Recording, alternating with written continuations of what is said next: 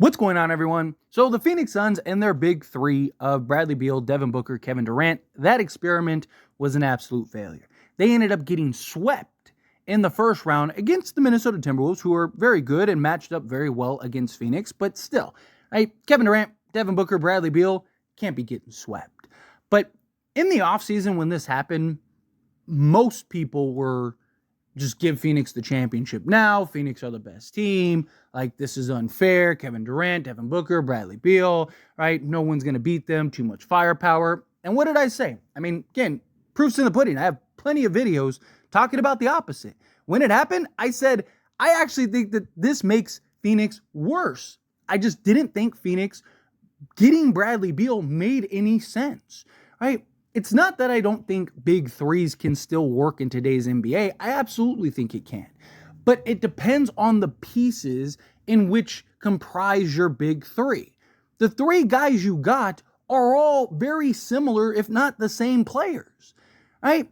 Especially Devin Booker and Bradley Beal. They're two guys that play the same position and do a lot of the exact same things and have very similar play styles. So it's not something where, you've looked at big threes in the past where, say, Miami's big three. You had that big forward that can make plays and do everything in LeBron James. You had that, center power forward that could stretch the floor, block shots, right? You had different position need players, right? Where it's not something where you have two guys that play the same position that now one of them has to play a different position. And it's not the small forward position, which is very similar in today's NBA to the shooting guard position. No, one of them has to play essentially the point guard position and be relegated to a playmaker role, right? The biggest mistake I believe the Phoenix Suns made was trading DeAndre Ayton and Chris Paul.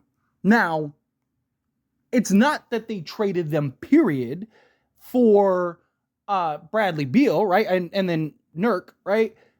To me, it was Chris Paul made the most sense, right? They needed to move off of Ayton. Right? It was just the relationship was squandered. He wasn't happy, right? So trading him for Nurk, okay, I get it. Even then, I was like, it makes sense, but I would have liked them go get a serviceable center and go trade Ayton for some depth.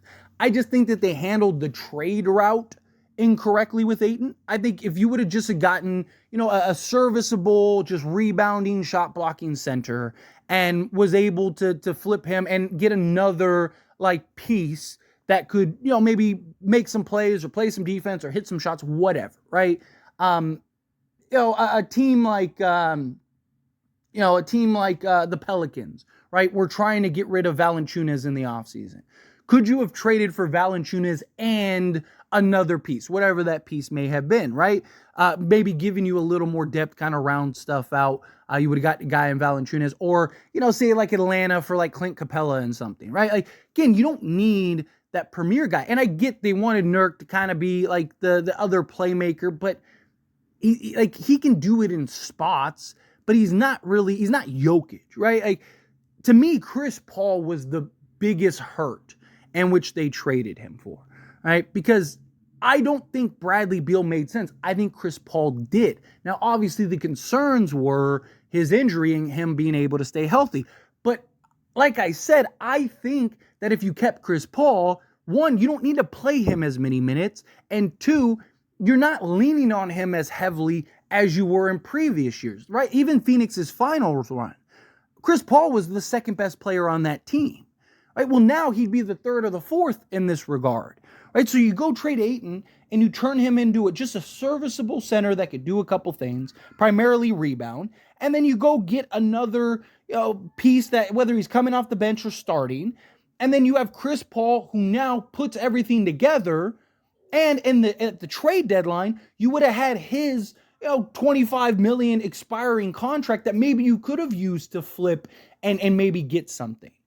And you wouldn't have given up as many picks and stuff. So maybe you could have went and got, let's say, a Jamal Murray, right? What if you could have gotten a Clint Capella and a Jamal Murray, right? So that way now you have Jamal Murray, who's your point guard and can make plays and still go get you 20 on any given night, but he is best in the playmaker role. You could have maybe gotten a Jamal Murray, had a Devin Booker, had a Kevin Durant, gotten whoever your power forward is at that point, and then let's say you got like a Clint Capella. Now you have a Clint Capella, right? So now you have a rebounding, shot blocking big man. You have a playmaker that hopefully, if he can get back to being that point of attack defensive guy he was in San Antonio, boom, now you got that. And then you got Devin Booker and you got Kevin Durant.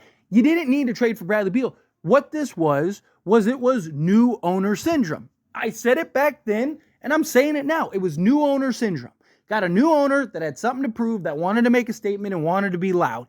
And he told them, go trade for Bradley Beal, and did all these things and traded Chris Paul and traded DeAndre Ayton, and it blew up in his face. And that's just how it goes. We've seen it happen before. This was new owner syndrome. But now they're stuck, right?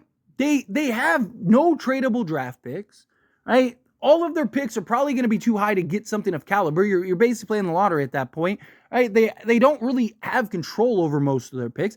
They're screwed. The only option is to trade Kevin Durant at this point, which is what I said months ago. I made a video literally months ago saying that Phoenix isn't going to do anything when they were having their struggles in the regular season. People said, oh, Phoenix is going to be fine. I said, no, they're not. And I said, the only way that they're going to get out of this is trading Kevin Durant. And that is literally going to be the only way they're going to get out of this. You can't trade Devin Booker, because Devin Booker has been Mr. Phoenix, right? So you trade Devin Booker, you're screwed, right? And Bradley Beal has a no trade clause. So you can't trade Bradley Beal unless you trade him to a team that he wants to go to. But what team is going to give up a bunch of assets? Your only way of fixing this ship is trading Kevin Durant, and hopefully you can flip Kevin Durant into two pieces that actually can make you a better team, ideally like a point guard and something else, and then you go get the draft picks and everything that you get for Kevin Durant, and then maybe take those and leverage those to go get the other piece or two you need to maybe get into contention, and you hope that Bradley Beal is healthy. Because, again, outside of that, how else do they fix it? They have no picks that they can trade to go get anyone else. Nobody's taking any of the role guys that they signed because they're all vet minimum guys that weren't very good. I mean, there was a couple that were solid, but for the most part, they just lucked out in Grayson Allen, which, yeah, they could trade Grayson Allen, but they need Grayson Allen.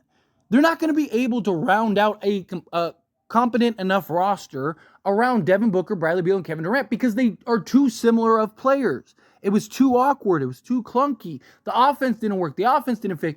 I mean, you even saw reports that Kevin Durant was frustrated in the offense alongside Bradley Beal and Devin Booker because you have three guys that are the same player. Three guys that need the ball, are ISO heavy, right? Like, people talk about and compare it to like Brooklyn. Brooklyn even made the decision, right? Kyrie Irving said in a conference, I'm the shooting guard. James Harden is the point guard, right? Because James Harden's ability to make plays and do everything, right? James Harden with the Clippers. That's a big three, and it's worked so far, right? I mean, they're 2-2 against Dallas, but still, like, during the regular season, they went on that run. There were moments where it looked clunky, but it was more so like Kawhi's hurt, stuff like that. James Harden, right? It's because he's willing to accept that playmaking role, and he's one of the best at it. Having three guys can work if you have the right pieces, if there are the right components. But having three guys that are all essentially the same player is not the right pieces and not the right components, and is why Phoenix is in the position they're in. You got to trade Kevin Durant, and you hope that Bradley Beal and Devin Booker are enough offensive firepower, which they could be, to potentially make you a contender. To me, it's going to come down to the other guys. Like, what can you get for Kevin Durant that could solve your starters, right? You need to get, again, a playmaker. You need to get like a legit, in my opinion, like a legit power forward, and then. Yeah, because then at that point you'd have, like, say your playmaker, you'd have Bradley Beal, you'd have Devin Booker, you'd have a legit power forward, and you'd have a legit center in Nurk, right? So there's your starting five, right? So insert the power forward, insert the point guard, and then round out your bench in whichever way possible. Which maybe if you get 3 firsts for Kevin Durant, right? Well, now you can take those firsts and something and maybe go get a couple pieces. Or maybe you're looking to flip Nurk and those 3 firsts to go get, again, just a serviceable center and some bench depth, right? Maybe you could keep Royce O'Neal. You still have Grayson Allen. So you have those two guys. So now you have basically 7 to 8 guys deep. And you're putting it on Devin Booker and Bradley Beal, which I know Bradley Beal just laid an absolute stinker, but you don't really have any other choices. You don't really have any other options, right? If you're Phoenix, you're screwed. You painted yourself into a corner that you're not going to be able to get out of. And the only way out of it, unfortunately, is to trade Kevin Durant. But even then, it's like, I don't know if Bradley Beal and Devin Booker are enough to get you over the hump. They had it. They had a true contender in their hand, and they got greedy. You had Devin Booker, Kevin Durant, Chris Paul, and Ayton, right? If you needed to trade Ayton, that's fine, right? You flip Ayton into multiple pieces that now helps you round out your depth and makes you a better overall basketball squad. And then you keep Chris Paul, or you flip him for another serviceable point guard. Like I said, a Jamal Murray, something like that. That's how they should have went about it. But now they have no choice. They're in trouble. But anyway, as always, this is a discussion. Pass a question on to you. Let me know your thoughts and opinions down in the comments below. What do you think? How do you feel? Do you agree with my points? Do you disagree with my points? Are you somebody that thought Phoenix was going to be good and are disappointed? Were you in the camp with me that was like, yeah, I knew Phoenix wasn't going to do anything? However you feel, whatever your thoughts are, I'd love to hear it. Let me know down in the comments below. That being said, if you haven't liked this video, hit that like button. Helps me a lot. Helps me enjoy these types of videos, and I truly appreciate it. Not subscribe channel, hit that subscribe button. Turn on the bell notifications. Appreciate y'all. See you in the next one. Thank you.